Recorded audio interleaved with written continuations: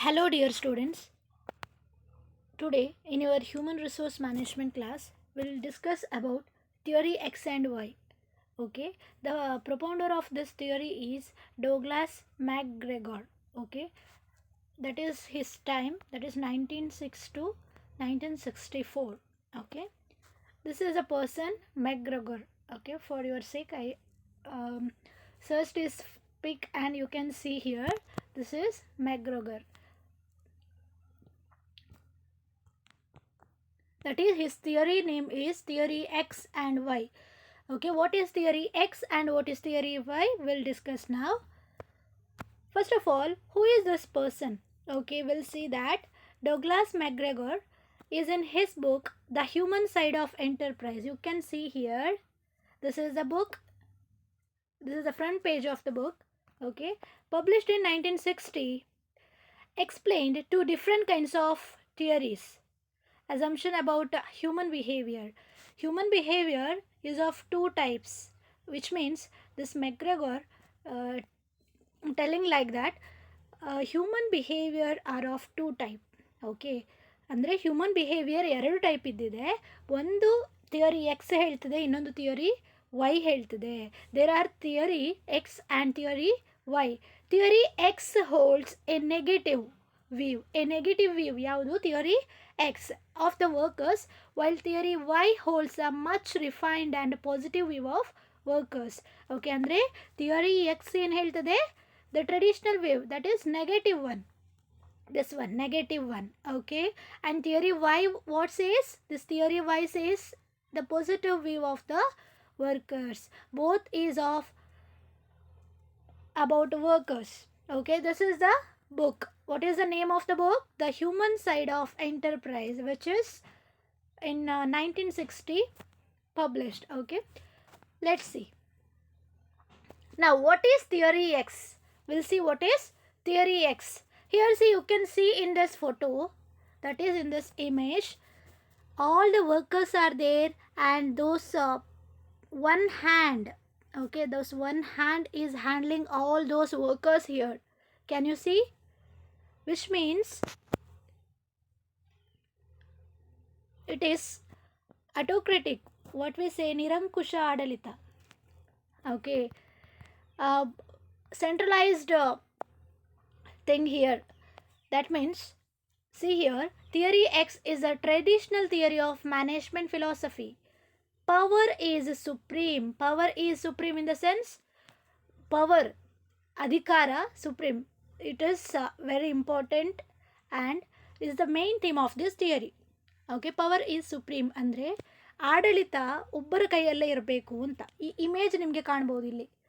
ಇಷ್ಟೆಲ್ಲ ವರ್ಕರ್ಸ್ ಇದ್ದಾರೆ, ಇವರನ್ನು ಕಂಟ್ರೋಲ್ ಮಾಡೋದು ಯಾರು? ಒಂದು ಪರ್ಸನ್. ಇಟ್ ಈಸ್ ಸೆಂಟ್ರಲೈಸ್ಡ್, ಕೇಂದ್ರೀಕರಣಗೊಂಡಿದೆ ಈ ಒಂದು ಕೈಯಲ್ಲಿ ಇಷ್ಟು ಮಂದಿಯ ಆಡಳಿತ. ಅದನ್ನೇ ಹೇಳ್ತಿದ್ದಾರೆ ಇಟ್ ಈಸ್ ಟ್ರೆಡಿಷ್ನಲ್ ಥಿಯರಿ. ಯಾಕೆಂದರೆ ಫಸ್ಟ್ ಎಲ್ಲ in the before it was like that. Okay, this is about the theory X, the general theme.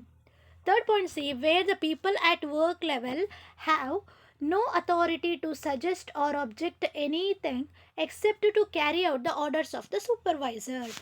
Which means, ಏನು ಹೇಳಿದೆ ಇಲ್ಲಿ, ಇಲ್ಲಿರುವ workers, these workers have no other any authority to suggest or object anything. ಏನಾದರೂ suggest ಮಾಡಲಿಕ್ಕೆ, ಸಲಹೆ ಕೊಡಲಿಕ್ಕೆ, ಅಥವಾ ಅದು ಬೇಡ ಅಂತ ಯಾವುದನ್ನಾದರೂ ರಿಜೆಕ್ಟ್ ಮಾಡಲಿಕ್ಕೆ ಅಥವಾ ಒಬ್ಜೆಕ್ಷನ್ ಇಡಲಿಕ್ಕೆ ಯಾವುದೇ ರೈಟ್ ಇಲ್ಲ. Except, what is except? Carry out the orders of the supervisor. The supervisor who is there, who is handling those people, ಅವನು ಹೇಳಿದ ಕೆಲಸ ಮಾತ್ರ ಮಾಡಲಿಕ್ಕೆ. And those order which is came from their supervisor, they have to carry out that only.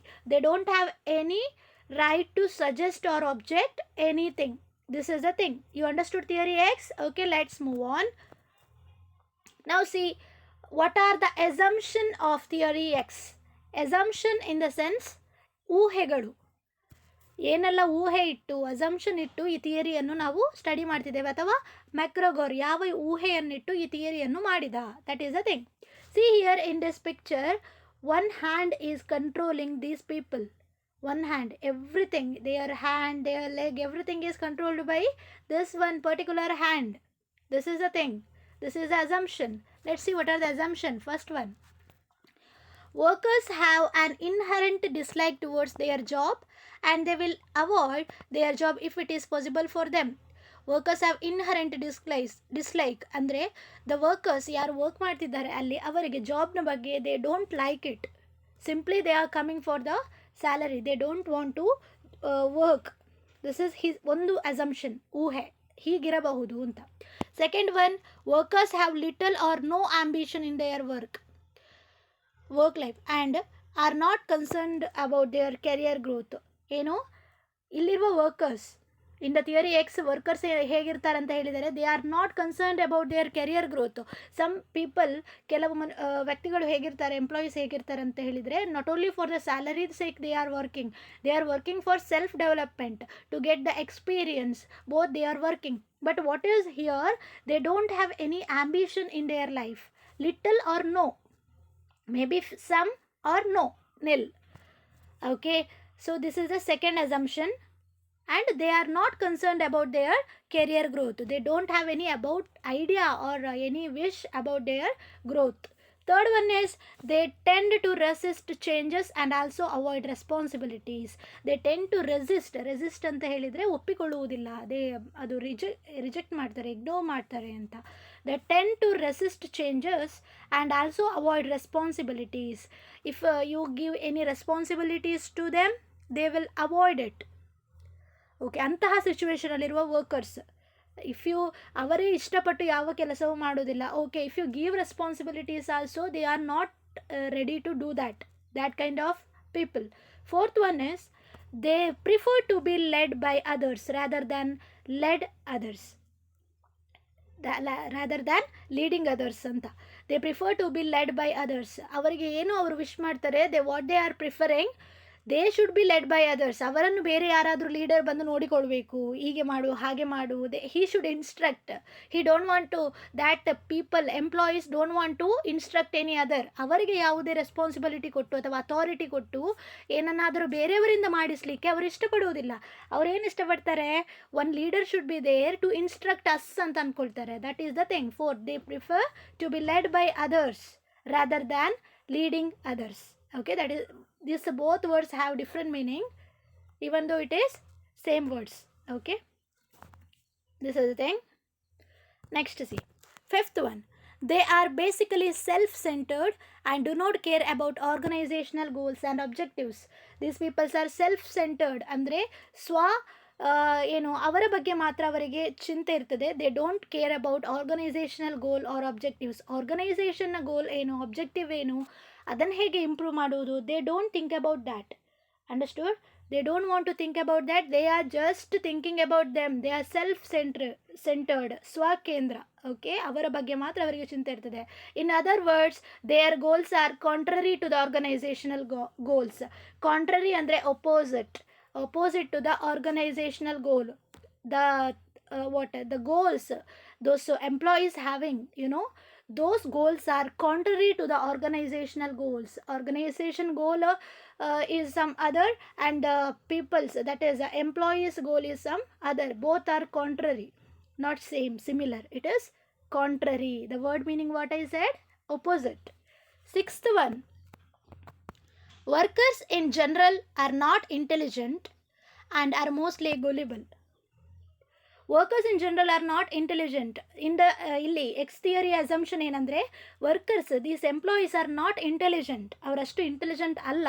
And are mostly gullible in the sense, whatever you say they will listen.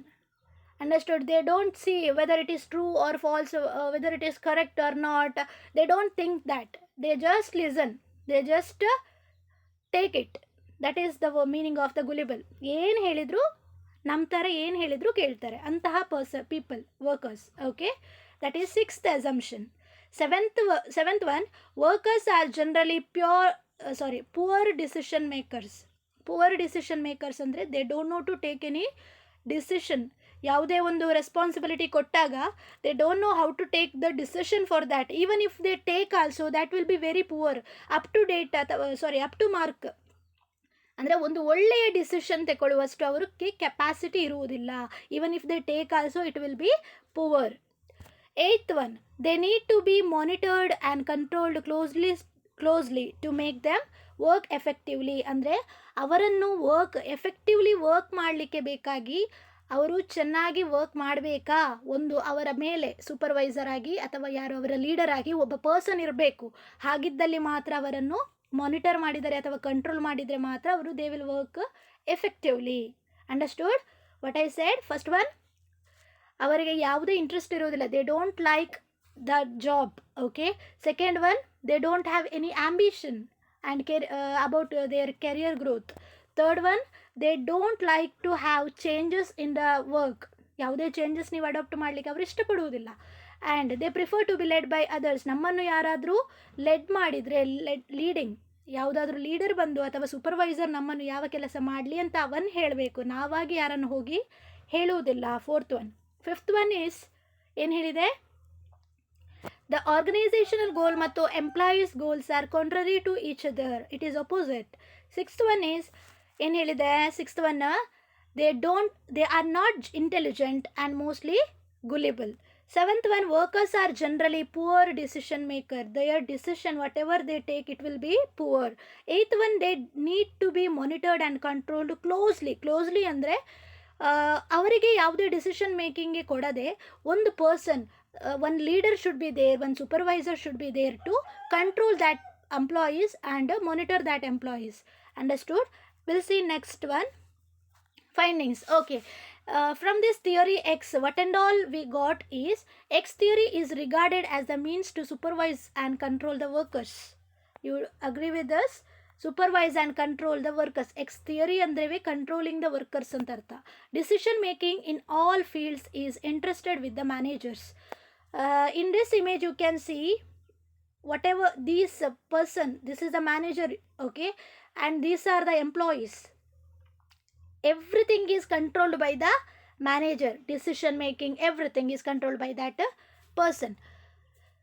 And workers are allowed to express their suggestion and emotion, but the decisions are taken by managers. Okay. Workers are allowed ಅಂದರೆ ಅಲೋವೇ ಮಾಡುವುದಿಲ್ಲ ಅಲ್ಲ, suggest ಮಾಡಲಿಕ್ಕೂ ಅಥವಾ ಯಾವುದಾದ್ರೂ ideas ಕೊಡಲಿಕ್ಕೆ hello ಮಾಡುವುದಿಲ್ಲ ಅಂತ ಅಲ್ಲ. They can say, but the final decision will be of the manager. Whatever the decision is came from the manager, they should obey that, they should follow the decision. This is the findings of theory X. Theory ಎಕ್ಸ್ನ ಸಾರಾಂಶ. Let's move on to the theory Y. What is theory Y? You can see here. This is theory X, isn't it? ಇಲ್ಲಿ ತನಕ ನಾನು ಹೇಳಿದೆ theory X. ಅದು ಇಲ್ಲಿ ಏನು ಹೇಳ್ತಿದ್ದಾರೆ ಥಿಯರಿ ಎಕ್ಸಲ್ಲಿ? ಥಿಯರಿ ವೈ ಏನು ಹೇಳ್ತಾರೆ? ಈ ತರಹ ಮಾಡಬಾರ್ದು, you should not do like this, this is wrong. You should not control the employees, you should keep them creative. Free ಆಗಿ ಬಿಡಬೇಕು ಅವರನ್ನು. ನೋಡಿ, ಇಲ್ಲಿ ಫ್ರೀ ಆಗಿದೆ, ಇಲ್ಲಿ it is controlled by some person. That is a thing. This one is wrong and this one is right. Theory Y. Y is just opposite to X theory. You can see here itself in this image. X theory is considered as traditional theory and Y theory is considered as modern theory. In the modern, now, ಹೇಗಿದೆ ಈಗ? ವರ್ಕರ್ಸಿಗೆ ಅಷ್ಟೊಂದು ಹೆವಿಯಾಗಿ ಯಾರೂ control ಮಾಡುವುದಿಲ್ಲ. Control ಮಾಡಿದರೆ there will be problem of labour turn over problem ಆಗ್ತದೆ. People will leave the job. It will lead to the loss to the company. Okay, so the companies or the organization will not do any autocratic management. It will choose the democratic one. Okay, democratic andre free to their freedom, leaving to their freedom anta helbodu. This is the modern theory. Why? And why theory emphasizes the importance of workers in the accomplishment of enterprise objective. Andre whatever the objectives are there in the organization, those objectives need both managers as well as the employees ಕೂಡ ಬೇಕು, managers ಕೂಡ ಬೇಕು. ಅವರಿಬ್ಬರ contribution ಬೇಕು. Understood? ಆ ಒಂದು objective ಎನ್ನುವುದು fulfil ಆಗಬೇಕಂತ ಹೇಳಿದರೆ the contribution from the managers as well as employees is necessary ಅಂತ ಹೇಳ್ತಿದೆ theory Y. Okay, here next one. Now let's see what are the assumption of theory Y. You can see in this picture one person, that is one girl is there and she is thinking very creatively. whatever thinking, and my thinking and you people's thinking is different. Okay, the ideas from each person is different. So in this first assumption only we can find out from this picture itself, uh, every individual have different thinking capacity. You have to leave them to find any idea, to get idea suggestion. You have to take the suggestion from each individual. That is very good thing in the theory. Why? Okay, let's see the assumption now. First one, the average human being does not dislike work. Means human being, ಮನುಷ್ಯರು ವರ್ಕನ್ನು dislike ಮಾಡುವುದಿಲ್ಲ. ಅಲ್ಲಿ X ಥಿಯರಿಯಲ್ಲಿ ಹೇಳಿದ first point ಇಲ್ಲಿ ಹೇಳ್ತಿದ್ದಾರೆ, it is no, not like that. People don't dislike work, they like the work. Okay, work is as natural as play or rest. ಏನು ಹೇಳ್ತಾರೆ, work is important. Understood? ಒಂದು job is important, isn't it? ನಾವು ವರ್ಕನ್ನು ಯಾವಾಗಾದರೂ dislike ಮಾಡ್ತೇವಾ? ಇಲ್ಲ. Everybody is what having searching the job, and if one job is, if they got any job, they are very happy. It is not the matter of liking or disliking. So work may be a source of satisfaction or punishment depending upon the controllable conditions. ಅಂದರೆ work ಎನ್ನುವುದು, as we studied before, satisfaction and punishment ಅಂದರೆ, what is satisfaction and punishment? If you like the job, it is satisfaction. If you don't have any proper facilities etc, ಅಲ್ಲಿ work ಮಾಡುವುದು, you will treat it as punishment. ಹೇಗೆ ಅದು? What is the ಬೇಸಿಸಲ್ಲಿ ನೀವು ಹೇಳ್ತೀರಿ ಅದನ್ನು? It is upon depending upon the controllable conditions. ನಿಮ್ಮನ್ನು ಯಾರು ಕಂಟ್ರೋಲ್ ಮಾಡ್ತಿದ್ದಾರೆ, who is the management, how they are behaving with you, that matters whether you are liking or not. Human being ಏನು, by birth ವರ್ಕನ್ನು ಯಾರು dislike ಮಾಡುವುದಿಲ್ಲ, by nature ಯಾರು dislike ಮಾಡೋದಿಲ್ಲ. ಅದು ಎಲ್ಲಿ ಅಡಗಿರ್ತದೆ? ಕಂಟ್ರೋಲೇಬಲ್ ಕಂಡೀಷನ್ನಲ್ಲಿ. ನಿಮ್ಮನ್ನು ಯಾರು ಕಂಟ್ರೋಲ್ ಮಾಡ್ತಿದ್ದಾರೆ ಅವರ ಮೇಲೆ ಅದು ಡಿಪೆಂಡ್ ಆಗಿರ್ತದೆ. If your management is good, you will have satisfaction and you will like the job. If you don't have good facilities or good management who is having always scolding like that, there will be one dissatisfaction and you will treat the work as punishment. Okay, second one, let's see. External control and threat of punishment are not the only means of accomplishing the organizational objective. Workers are committed to objectives and exercise self-control and self-direction to achieve them. They are fully conscious of their job. ಅಂದರೆ external control ಏನು ಹೇಳ್ತೇವೆ ನಾವು, external control, ಯಾರಾದರೂ ನಮ್ಮನ್ನು control ಮಾಡಬೇಕು ಅಥವಾ ಈ ವರ್ಕನ್ನು ನೀವು ಮಾಡಲಿಲ್ಲದಿದ್ದರೆ ಪನಿಷ್ಮೆಂಟ್ ಕೊಡ್ತೇವೆ ಅಂತ ಹೇಳುವ ಒಂದು ಥಿಂಗ್ ಇದೆ ಅಲ್ವಾ, that is not important to get the objective done. Objective ಒಂದು ಪೂರ್ಣ ಆಗಬೇಕಾದ್ರೆ, ಅದು ಫುಲ್ ಆಗಬೇಕಿದ್ರೆ ನೀವು ಆ ತರಹ ಎಕ್ಸ್ಟರ್ನಲ್ ಆಗಿ ಯಾವುದೇ ಕಂಟ್ರೋಲ್ ಅಥವಾ ಥ್ರೆಟ್ ಅಥವಾ ಪನಿಷ್ಮೆಂಟ್, ಥ್ರೆಟ್ ಅಂದರೆ ಬೆದರಿಕೆ, ಓಕೆ, ಯಾವುದೇ ಪನಿಷ್ಮೆಂಟ್ ಕೊಡ್ತೇನೆ ಅಂತ ಹೇಳಬೇಕಾಗಿಲ್ಲ. ಸೆಲ್ಫಾಗಿ ಎಲ್ಲ ಎಂಪ್ಲಾಯೀಸಿಗೂ ಕಾನ್ಷಿಯಸ್ ಇದೆ, ಅಷ್ಟೊಂದು ಪ್ರಜ್ಞೆ ಇದೆ ಏನು ಅಂತ, ಈ ವರ್ಕ್ ನನಗೆ ಮಾಡಲಿಕ್ಕೆ ಇದೆ, ನಾನಿಲ್ಲಿ ಇರುವುದೇ ವರ್ಕ್ ಮಾಡಲಿಕ್ಕೆ, ಅಥವಾ ನಾನು ಅಪಾಯಿಂಟ್ ಆದದ್ದೇ ಇಲ್ಲಿ ವರ್ಕ್ ಮಾಡಲಿಕ್ಕೆ ಅಂತ ಅಷ್ಟೊಂದು ಸೆಲ್ಫ್ ಪ್ರಜ್ಞೆ ಏನಿದೆ, self consciousness every employee has ಅಂತ ಹೇಳ್ತದೆ. Second assumption. Third one is the average man works under proper condition, not only to accept but seek responsibilities. Avoidance of responsibility, lack of ambition and emphasis on security are not the inherent qualities of the man, but they are all consequences of experience. Those in the theory X ಹೇಳಿದ್ರಲ್ವಾ, what people don't have any ambitious, don't have any aim, they don't think about their self growth, like that. In the theory X we can see that those assumption. Here what they are telling, ಆ ತರಹ ಯಾವುದೇ ಇಲ್ಲ. ಏನು ವ್ಯಕ್ತಿಗಳೇನಿದೆ ಅದು ಅವರ inherent quality, ಒಬ್ಬ ವ್ಯಕ್ತಿಯಲ್ಲಿ ತನ್ನಿಂತಾನೇ ಇರುವಂತಹ ಗುಣಗಳದು. ಏನೋ ಒಂದು ಆ್ಯಂಬಿಷನ್ ಇರುವಂಥದ್ದು ಅಥವಾ ಒಂದು ರೆಸ್ಪಾನ್ಸಿಬಿಲಿಟಿ ಅದನ್ನು ತಗೊಳ್ಳುವುದು, ಅದು ಕೆಲವು ಅವರ ಸಿಚುವೇಶನಿಗೆ ಹಾಗೆ ಎಕ್ಸ್ಪೀರಿಯನ್ಸ್ ಆದ ಹಾಗೆ ಒಂದೊಂದು ಸಿಚುವೇಶನ್ ಕಾನ್ಸಿಕ್ವೆನ್ಸಸ್, ಈ ಸನ್ನಿವೇಶಕ್ಕೆ ಈ ತರಹ ಅಂತ ಅವರ ಮೈಂಡ್ ಹೇಳ್ತದೆ. ಅದನ್ನು ರೆಸ್ಪಾನ್ಸಿಬಿಲಿಟಿ ತಗೊಳ್ಬೇಕಾ ಬೇಡವಾ ಅಂತ. ಅದನ್ನು ಯಾವುದೇ ಒಬ್ಬ ವ್ಯಕ್ತಿ ಏನು ಬೆಳಿಗ್ಗೆ ಬರೋ ಹೊತ್ತಿಗೆ ಇವತ್ತು ನಾನು ಈ ಕೆಲಸ ಮಾಡುವುದೇ ಇಲ್ಲ ಅಥವಾ ನನಗೆ ಇಂಟ್ರೆಸ್ಟೇ ಇಲ್ಲ ಅಂತ ಯಾರೂ ಅಂದುಕೊಂಡು ಬರುವುದಿಲ್ಲ. Okay, you can't say that people don't have any self responsibilities ಅಂತ. Okay, next fourth one, The rewards for the execution of work is that it should be properly recognized. That means those person who are working hard, they should be recognized. ಯಾರು ಚೆನ್ನಾಗಿ work ಮಾಡ್ತಾರೆ, ಹೇಳಿದ work ಮಾಡ್ತಾರೆ, ಅವರನ್ನು ಗುರುತಿಸಬೇಕು. ಅವರಿಗೆ ಬೇಕಾದ remuneration, ದೋಸ್ reward ಏನು ನೀವು ಕೊಡ್ತೀರಿ, ಸ್ಯಾಲರಿಯ ಕಮಿಷನ ಏನು ಕೊಡ್ತೀರಿ, ಅದನ್ನು ಕೊಡಬೇಕಾಗ್ತದೆ. Satisfaction of ego and actualization needs can be product of effort directed towards organizational objective. ಅವರ ಒಂದು ಆ್ಯಕ್ಚುಲೈಸೇಷನ್ ಆಫ್ ನೀಡ್ಸ್ ಅಂತ ಇದೆ, ಸೆಲ್ಫ್ ಆ್ಯಕ್ಚುಲೈಸೇಷನ್ ಅಂತ ನಾವು ಕೇಳಿದೆವು. ಅಂತಹ ಸೆಲ್ಫ್ ಆ್ಯಕ್ಚುಲೈಸೇಷನ್ ಅಥವಾ ಅವರ ಈಗೋ ಮನಸ್ಥಿತಿ, ಈಗೋವನ್ನು ಸ್ಯಾಟಿಸ್ಫೈ ಮಾಡಬೇಕಿದ್ರೆ ಏನು ಮಾಡಬೇಕಾಗ್ತದೆ, ಅವರು ಯಾವ ವರ್ಕ್ ಮಾಡಿದ್ರು ಅದನ್ನೊಂದು ರೆಕಗ್ನೈಸ್ ಮಾಡಿದಾಗ ದೇ ವಿಲ್ ವರ್ಕ್ ಹಾರ್ಡ್. ನನ್ನನ್ನು ರೆಕಗ್ನೈಸ್ ಮಾಡ್ತಿದ್ದಾರೆ and I am getting the recognition ಅಂತ ಹೇಳಿ they will work hard for the.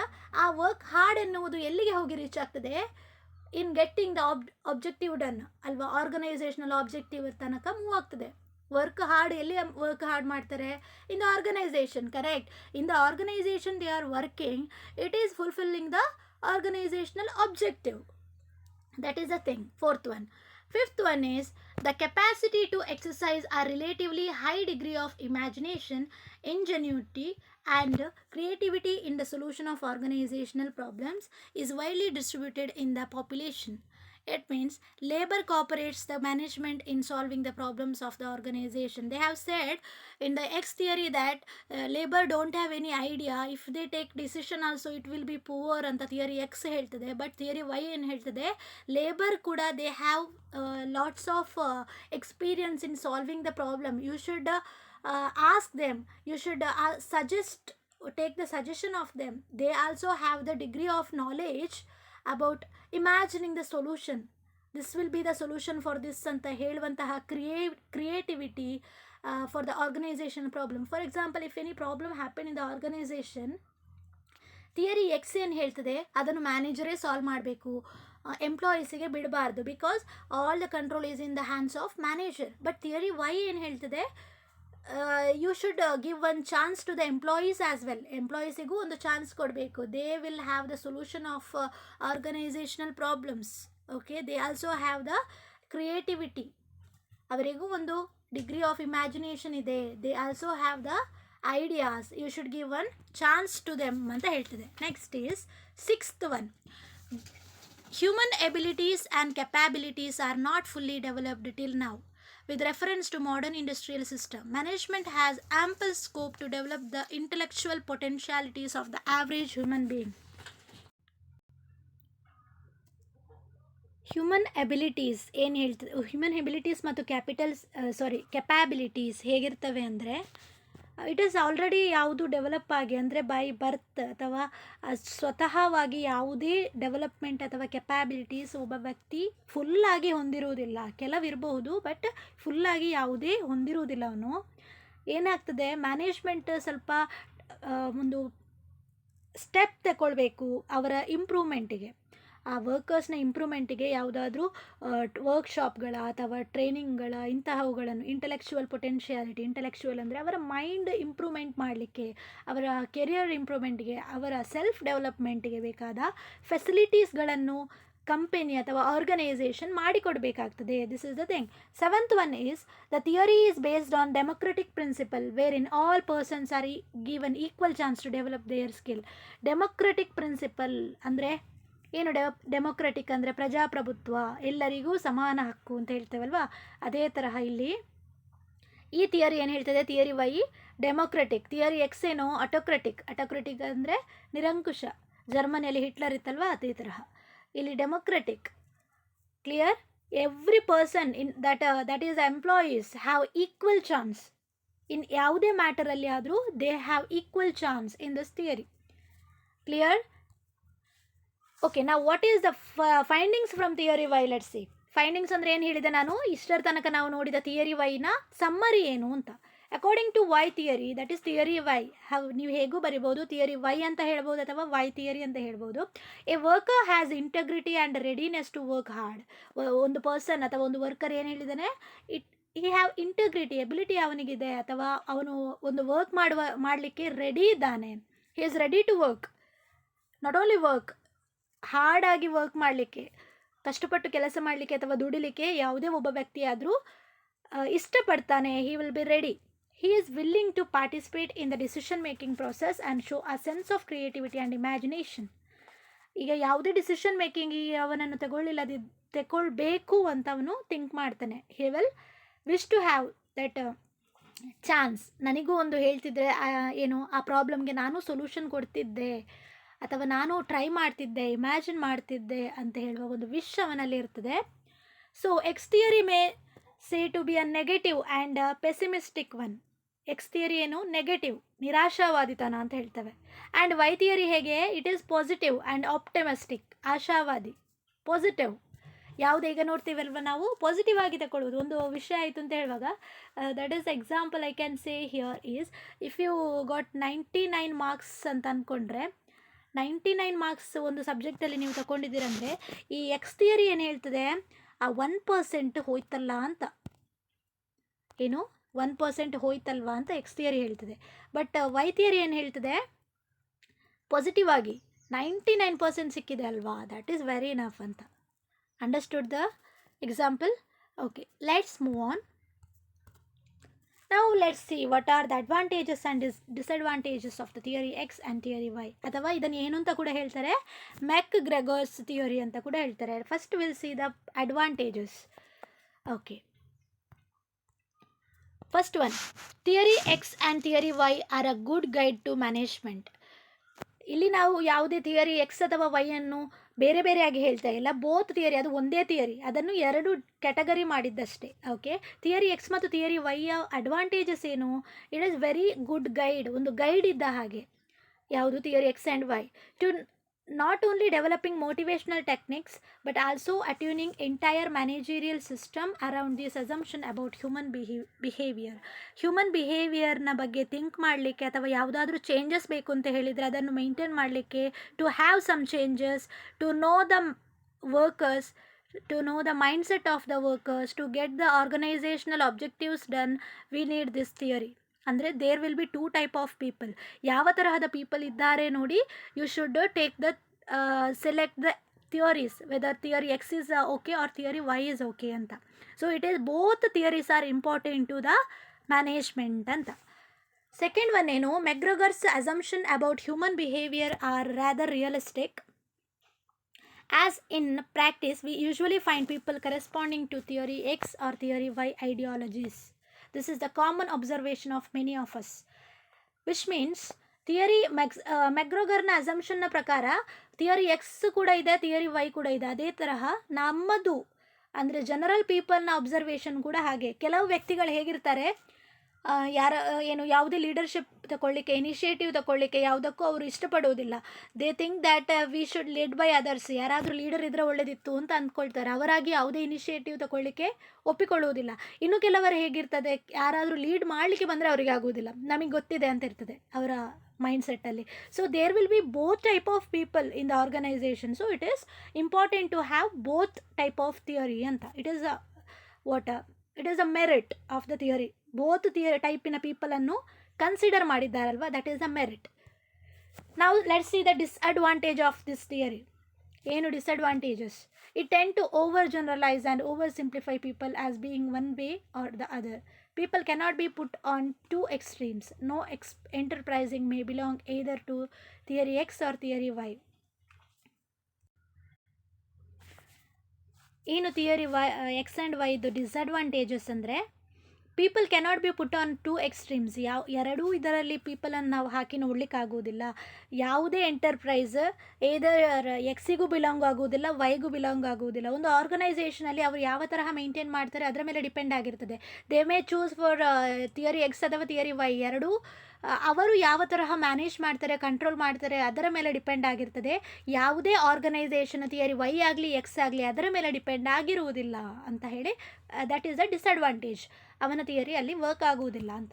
Second one is McGregor's theory squeezes managerial styles and philosophies into 2 extremes of conduct which is divide of reality.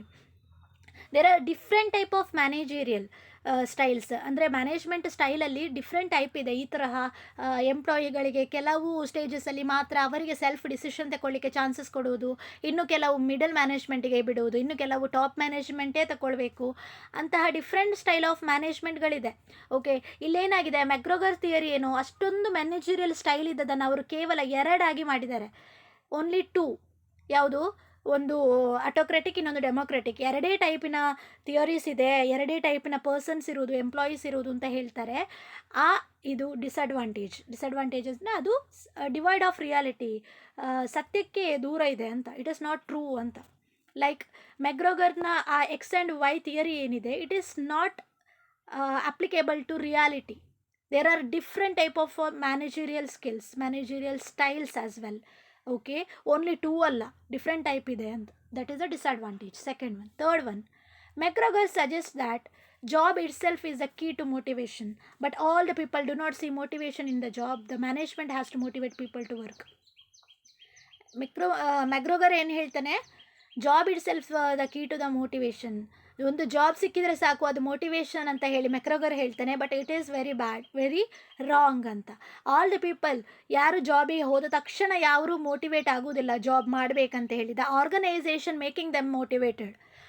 ಆರ್ಗನೈಸೇಷನಲ್ಲಿ ಯಾವ ತರಹದ facilities ಇದೆ, ಅವರು ಹೇಗೆ recognise ಮಾಡ್ತಾರೆ ಪರ್ಸನನ್ನು, ಆ ತರಹ ನೋಡಿ ಪೀಪಲ್ ಮೋಟಿವೇಟ್ ಆಗ್ತಾರೆ. ಆ ಮೋಟಿವೇಟನ್ನಿಂದ ಮಾತ್ರ ಪೀಪಲ್ ಮೋಟಿವೇಶನ್ ತಗೊಳ್ತಾರೆ. ಜನರಲಿ ಅವರಿಗೆ ಒಂದು ಜಾಬ್ ಸಿಕ್ಕಿದ ತಕ್ಷಣ ಯಾವುದೇ ಒಂದು ಮೋಟಿವೇಶನ್ ಸಿಗುವುದಿಲ್ಲ. Fourth one is, people who follow theory Y still find that they have to behave in a very directive and controlling manner.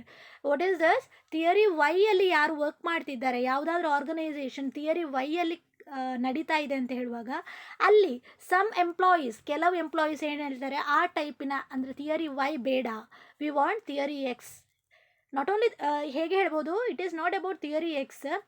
In some manner, ಕೆಲವು ಇದರಲ್ಲಾದರೂ ನಮಗೆ ಡೈರೆಕ್ಟ್ ಮಾಡಲಿಕ್ಕೆ ಒಬ್ಬ ಲೀಡರ್ ಇರಬೇಕು, ಅಥವಾ ಕಂಟ್ರೋಲ್ ಮಾಡಲಿಕ್ಕೆ ಒಬ್ಬ ಲೀಡರ್ ಇರಬೇಕು ಅಂತ they also expect. Okay, so theory why not working here as well. Okay, this is the end of the class. Thank you for watching, and I hope you understood. If any doubt is there, please ask me. Thank you.